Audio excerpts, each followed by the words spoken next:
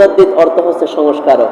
আমরা সরকার থেকে যখন একটি কথা বলা হয় সেটা কোরআন হাদিসের বিরুদ্ধে হলেও সেটা আমরা মেনে নিই। বলা হয়েছে সরকার বাধ্য করেছে, মেনে নিই না? মেনে নিই। আমাদের ইমানে জজবা নাই, ইমানে কুওয়াত নাই। ওনারা সেগুলাকে ভয় করেন নাই, কারণ যারা আল্লাহর ওলি হন, আল্লাহ পাক বলেন আলা ইন্না আউলিয়া আল্লাহ লা খাউফুন আলাইহিম ওয়া লা হুম ইয়াহজানুন। নিশ্চয় আমি আল্লাহ পাক ওনার যারা বন্ধু রয়েছে, ওলি রয়েছে, ওনাদের কোনো ভয় নাই, চিন্তা নাই, পেরেশানি নাই। ওনারা বাচ্চার গ্রেফতারির পরোয়ানাকে ওনারা ভয় করেন না, বাচ্চা যে মৃত্যুদণ্ড দিবে সেটাকে ওনারা ভয় করেন না। ওনারা একমাত্র কুরআন হাদিস মোতাবেক ওনারা ফতোয়া দিয়ে থাকেন। বলুন সুবহানাল্লাহ। নবীজি হাদিস শরীফ ওনার মধ্যে ইরশাদ মুবারক করেন, ইন্নাল্লাহ আযজা ওয়া জাল্লা ইয়াবআসু লিহাযিহিল উম্মতি আলা রাসি কুল্লি মিআতি সানাতিন মান ইউজাদ্দিদু লাহা দীনাহা। আবু দাউদ শরীফের হাদিস শরীফ। নবীজি বলতেছেন, নিশ্চয় আল্লাহ পাক রব্বুল আলামিন আমার উম্মতের মধ্য থেকে 100 বছর পর পর একজন মুজাদ্দিদ পাঠাবেন। কয়শো বছর পর পর? 100 বছর পর পর একজন মুজাদ্দিদ আল্লাহ পাক পাঠাবেন। নবীজি বলতেছেন সহিহ হাদিস শরীফ, ইন্নাল্লাহ ইয়াবআসু লিহাযিহিল উম্মতি আলা রাসি কুল্লি মিআতি সানাতিন মান ইউজাদ্দিদু লাহা দীনাহা। নিশ্চয় আল্লাহ পাক রব্বুল আলামিন আমার উম্মতের মধ্য থেকে 100 বছরের মাথায় মাথায় একজন মুজাদ্দিদ পাঠাবেন।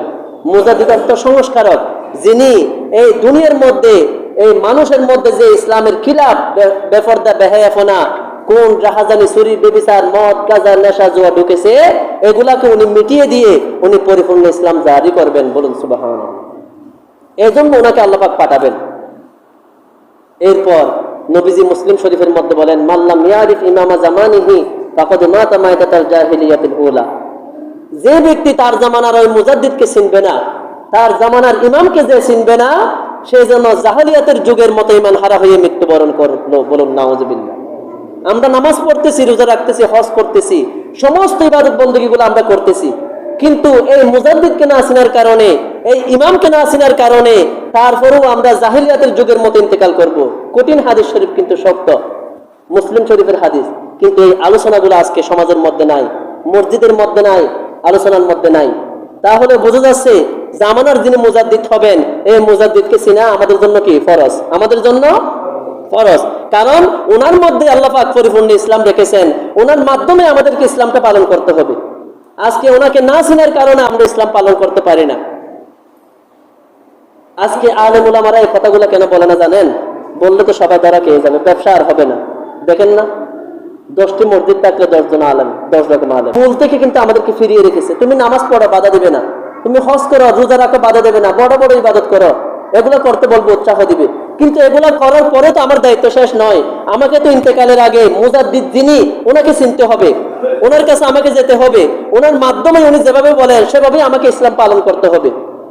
না হলে ওই বাদশাহ আকবর এবং সম্রাট জাহাঙ্গীরের মতো অত্যাচারী শাসকরা আমাদের ঈমানটা নষ্ট করে দিবে। করাচ্ছে না? বাধ্য করতেছে ছবি ভিডিও করার জন্য, বাধ্য করতেছে আপনার বিভিন্ন হারাম কাজ করার জন্য, বাধ্য করতেছে আপনার ওই যে বিভিন্ন ডিপিএস বা বিভিন্ন ব্যাংকে আপনার এনজিওটা আমাদেরকে কি করার জন্য করাচ্ছে না? আমরা আজকে সরকার করেছে, বাধ্য করেছে, এই কথা বলে, এই অজুহাত দিয়ে আমরা সমস্ত হারাম কাজগুলো করতেছি। বলুন নাউজুবিল্লাহ। কেন পারতেছি না? আমরা এমন একজন আলেমের কাছে যাই নাই, ওই যে যিনি মুজাদ্দিদ, যিনি সংস্কার করবেন, যিনি সমস্ত বাতিলকে মিটিয়ে দিয়ে যিনি ইসলাম জারি করবেন, এইরকম মুজাদ্দিদের কাছে আমরা যেতে পারি না। ওনাকে আমাদেরকে চিনতে হবে। তাহলে এখন 15 শতক চলতেছে, 1447 হিজরি, এখন কি মুজাদ্দিদ নাই? আছেন। কিন্তু কে এমন ব্যক্তি যিনি পরিপূর্ণ ইসলাম পালন করতেছেন, যিনি মানুষকে পরিপূর্ণ ইসলাম শিক্ষা দিচ্ছেন? এই জন্য আমি বিশ্বাস করেন, আমি ছোটবেলা থেকে একটু ইসলাম প্রিয় ছিলাম, যদিও লেখাপড়া বেশি করতে পারি নাই। আমি প্রত্যেক মাহফিলে যেতাম, প্রত্যেক শ্রেণীর আলেমের কাছে যেতাম, অনেক দরবারে আমি গিয়েছি, তারপর অনেক মাহফিলে গিয়েছি। এখানে চিহ্নিত যে আমাদের দলগুলো রয়েছে, প্রত্যেক দলের সাথে আমি সময় দিয়েছি, আমি সেটা দলিল দিতে পারবো। আমি খুঁজেছি এই বিষয়গুলো। হাদিস শরীফ যখন আমি পেয়েছি, আমি খুঁজেছি উনি কে হতে পারে, উনি কি বাংলাদেশে, নাকি ভারতে, নাকি লন্ডন, নাকি আমেরিকায়, কোথায় হতে পারে? হতে পারে সে তো আমার এলাকায় হতে পারে, পারে না? বা সে আমেরিকাও হতে পারে, সৌদি আরবও হতে পারে, এটা আল্লাহ পাক ভালো জানেন। কিন্তু ওনার কাজের মাধ্যমে আমরা বুঝে নেব মুজাদ্দিদ কে হতে পারে। মুজাদ্দিদ অর্থ হচ্ছে সংস্কার। আজকে দেখেন কোন ব্যক্তি পৃথিবীর বুকে পরিপূর্ণ ইসলাম মানুষকে জানাচ্ছেন। কথার কথা আমি আপনাকে মেসাল দিচ্ছি, উদাহরণ দিচ্ছি। এ পাগড়ি পরা হচ্ছে নবীজির দায়মি সুন্নত। সবসময়ের সুন্নত। আল ইমামাতু সুন্নাতুদ দাইমা, পাগড়ি পরা নবীজির সবসময়ের সুন্নত। কেউ নিজের দিকে কথাগুলো নেবেন না, এগুলো আমাদেরকে বলতে হবে কোরআন হাদিসের কথা। কারণ হতে পারে এমন একটা কথার কারণে একজন মানুষ শরীয়ত প্রাপ্ত হয়ে গেল, তাহলে আলেম ওলামা নাম দেওয়ার পরেও কেন তারা পাগড়ি পরেন আমাকে বলেন? এটা তো নবীজির সুন্নত। আমার তো উচিত ছিল, আমি আলেম, আমি নবীজির ওয়ারিস, নবীজির রেখে যাওয়া ইসলাম আমার মাধ্যমে মানুষ শিখবে, তাই না? তাহলে আজকে আমার মাথায় কেন পাগড়ি থাকবে না আমাকে বলেন? এটা তো নবীজির সবসময়ের সুন্নত। আর পাগড়ি পরে 1 রাকাত নামাজ পড়া, পাগড়ি ছাড়া 70 রাকাত নামাজের ফজিলত। জামাতে আমরা নামাজ পড়ি 27 গুণ বেশি পাওয়ার জন্য, ঠিক কিনা? তাহলে এই জামাতের চাইতে গুরুত্ব হচ্ছে পাগড়ির আপনার, কারণ পাগড়ি পরলে আপনি 70 গুণ বেশি পাচ্ছেন। তাহলে এই পাগড়ি আজকে কেন ইমাম সাহেবের নাই আমাকে বলুন? এগুলো প্রত্যেকটি কিন্তু সুন্নতি আমল। রুমাল, পাগড়ি, সুন্নতি ইজার, সেলাইবিহীন লুঙ্গি এবং নিজ পোশাক কুর্তা, এগুলো প্রত্যেকটা সুন্নতি আমল। তাহলে এই বিষয়গুলো আমাদের কেন নাই? আমরা তো আমাদের শরীরটাই আমরা বেদাত দিয়ে আমরা ঢুকিয়ে রেখেছি। তাহলে বোঝা যাচ্ছে আমরা এমন একজন আলেমের কাছে যেতে পারি নাই যিনি আমাদেরকে পরিপূর্ণ বিদাত থেকে মুক্ত করে সুন্নতের দিকে, সুন্নতের শিক্ষা দিবেন। এমন একজন আলেমের কাছে আমরা এখনো যেতে পারি নাই। যদি যেতে পারতাম আমি টিভিকে হারাম জানতাম, যদি যেতে পারতাম আমি ছবিকে, অহেতুক ছবি তোলাকে আমি হারাম জানতাম। আজকে রেল লাইনে ওটা আমি সেলফি তুলতেছি, কুল্লু মুসাউবিরিন ফিন্নার, প্রত্যেক ছবি তুলনেওয়ালা তুলনাওয়ালা জাহান্নামী। কোন আলেমে হাদিস শরীফের বিরোধিতা করতে পারবে না। কি ব্যাখ্যা দিবে আমাকে বলুন? মুসলিম শরীফের হাদিস শরীফ, প্রত্যেক ছবি তুলনেওয়ালা জাহান্নামী। বলেন সরকার আমাকে বাধ্য করেছে? হ্যাঁ, সরকার বাধ্য করেছে আপনাকে পাসপোর্টে দেওয়ার জন্য। হজ করতে যাওয়ার সময় আপনার পাসপোর্ট লাগতেছে, পাসপোর্টের ছবি বাধ্য করেছে। রেজিস্ট্রেশন করার জন্য আপনাকে লাগতেছে, জায়গা জমি রিপোর্ট করার জন্য লাগতেছে। যেখানে সরকার বাধ্য করেছে সেখানে আপনি তওবা করেন, আল্লাহ পাক জালিম শাসক আমাকে বাধ্য করেছে, আমাকে করতে হচ্ছে। এইরকম আপনি একটু অনুশোচনা করেন। আপনি একবারও কি করেছেন? এরপর আপনি তওবা করেন, হয়তো আল্লাহ পাক আপনাকে মাফ করতে পারেন। আপনি সেগুলা সরকারের অজুহাত দিয়ে আপনাকে কি ওই কক্সবাজার সমুদ্রে গিয়ে সেলফি তোলার জন্য আল্লাহ পাক আদেশ করেছে? সরকার বাধ্য করেছে যে তোকে কক্সবাজার দিয়ে ছবি তুলতে হবে, তোকে ওই যে বাদ করার সময় সেলফি নিতে হবে, তোকে একটুখানি গাড়ি থেকে নামার সময় তোকে সেলফি নিতে হবে? এগুলোকে আসলে সরকার বাধ্য করেছে? করতেই হবে, না হলে তোমাকে জেল দেবো। আমরা কেন করতেছি? অথচ বুখারী শরীফের হাদিস, ইন্না আশাদ্দান নাসি আযাবান ইয়াউমাল কিয়ামাতি ইনদাল্লাহিল মুসাউবিরুন, এই কথাগুলো নিয়ে আমরা সবসময় যে কোনো আলেমের সাথে আমরা ইনশাআল্লাহ চ্যালেঞ্জ করতে পারবো। নিশ্চয়ই কিয়ামতের দিন সবচেয়ে বেশি শাস্তি দিবেন আল্লাহ পাক কাদেরকে? যারা ছবি তুলে আঁকে রাখে তাদেরকে। বলা হবে তুমি এই ছবিতে প্রাণ দাও, আপনার ক্ষমতা আছে একটি প্রাণ সৃষ্টি করার? আমরা দিতে পারবো না। তখন আল্লাহ পাক ওই ছবির মধ্যে একটা প্রাণ ঢুকিয়ে দিবেন, ওই ছবি তারপর আমার হুবহু আমার মতো একজন ব্যক্তি হয়ে আমাকে শাস্তি দিতে থাকবে, নাউযুবিল্লাহ। এইরকম শক্ত কথা থাকার পরেও আজকে আলেম ওলামারা এই কথাগুলো কেন বলে না? কেন দুনিয়া নিয়ে এত মগ্ন বলেন? বোঝা যাচ্ছে তারা মুজাদ্দিদের কাছে যেতে পারে নাই। এই জন্য আমি আপনাদেরকে ঠিকানা দেব, একজন আল্লাহর ওলির সংবাদ দেব। ইনশাআল্লাহ প্রত্যেকটা বিষয় আমার কাছ থেকে জেনে নেবেন, আমি ওনার বিষয়ে পরিপূর্ণ আপনাদেরকে বলে দেব। এই বিষয়ে কেউ সুসারা করতে পারবে না।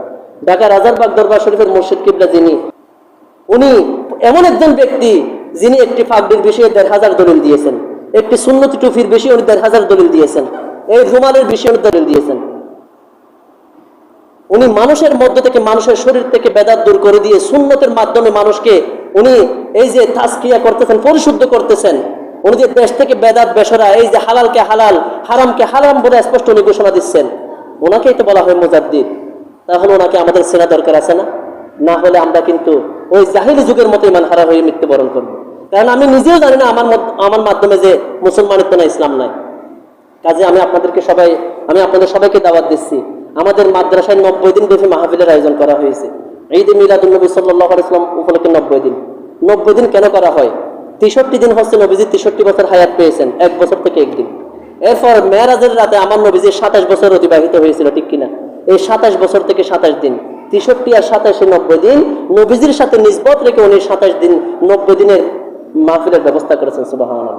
সারা বিশ্ববাসীকে উনি দাওয়াত করেছেন, যাবেন সেখানে, খাওয়া দাওয়ার কোনো সমস্যা নেই। দেখবেন কেমন আল্লাহ বলে পৃথিবীর বুকে আছেন, কেমন নবীজির অনুসরণ করেন, সুন্নতের পরিপূর্ণ পায়ের তালু থেকে মাথার তালু পর্যন্ত। এই ফিতনা ফাসাদের জামানায় একটা সুন্নত আমল করলে 100 শহীদের সওয়াব। এইরকম সুন্নতকে কে খুঁজে খুঁজে মানুষের মধ্যে পৌঁছে দিচ্ছেন, আপনারা একটু দেখবেন।